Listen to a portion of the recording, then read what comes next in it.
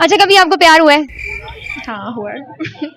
तो अभी भी साथ हैं या नहीं? साथ है। कितना टाइम हो गया? 1 साल हो गया।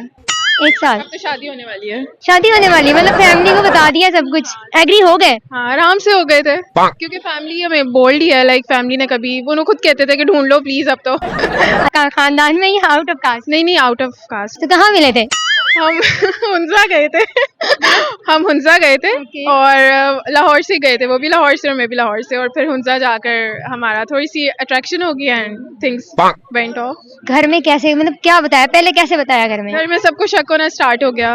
कैसे शक हुआ, आपने ऐसा क्या किया? मैं मोबाइल में देखे हंसती थी। तो हाँ, ये बड़ा होता है अम्माओं को, चाहे हम कोई फनी वीडियो भी देख रहे होते हैं ना, हम थोड़ा सा हंसते हैं, हम तो कहते हैं पता नहीं किससे बातें कर रहे हैं। बिल्कुल ऐसे ही है। वैसे भी मेरी मदर की बहुत फ्रेंडली नेचर है, मैंने बता देती तो मैंने मजाक में बता दिया मम्मा वहाँ पे मुझे लड़का मिल गया था।